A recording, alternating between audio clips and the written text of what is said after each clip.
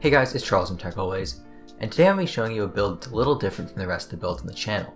So far, all the builds I've done have been based on a ton of deal hunting to find some really good deals. The problem with that is that it doesn't make the builds very replicable for any of you guys who want to go out and build a used system.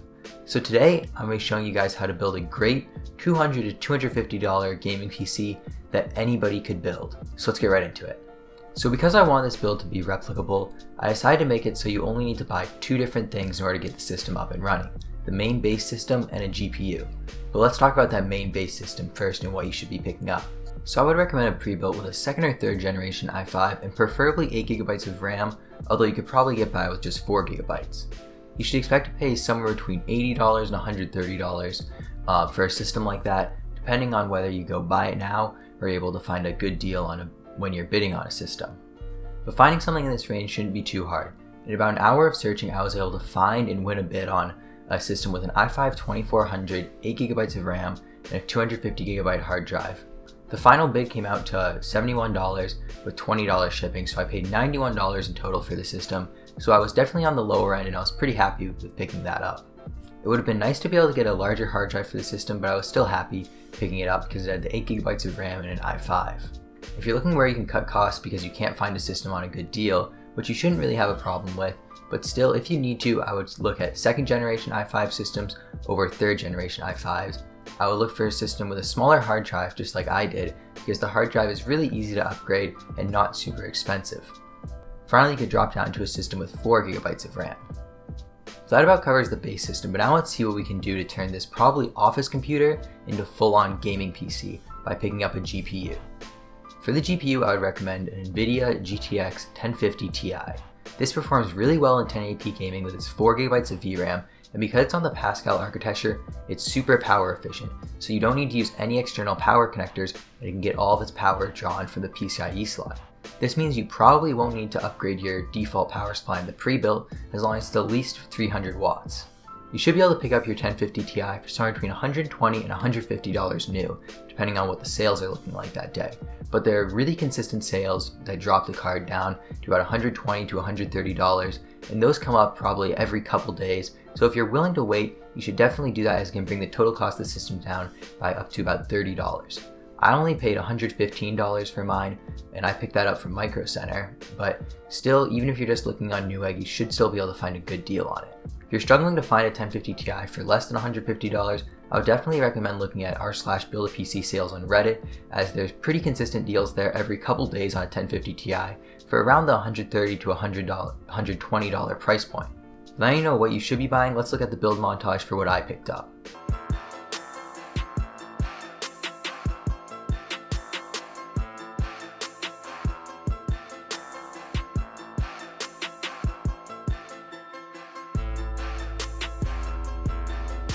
So as you can see, this is just about the easiest PC build that you're ever going to be able to do, with the only step being putting the GPU in.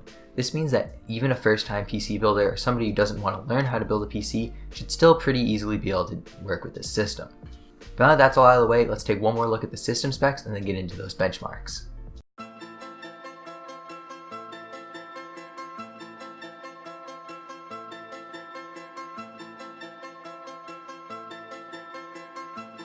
This is a Ryan Little production.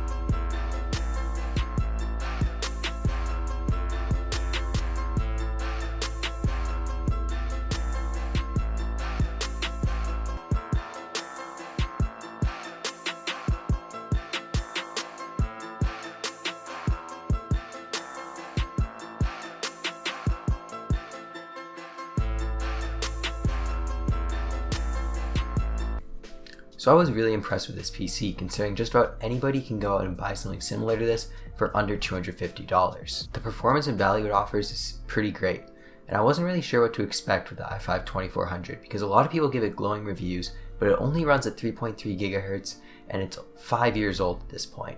But it held up really well with the 1050 Ti, so I can definitely recommend it. I hope you enjoyed this video. Maybe it helps some of you guys out there who are trying to build a budget gaming PC but just want to keep it nice and simple. So if you like this video, be sure to like it. If you want to see more content like this, be sure to subscribe.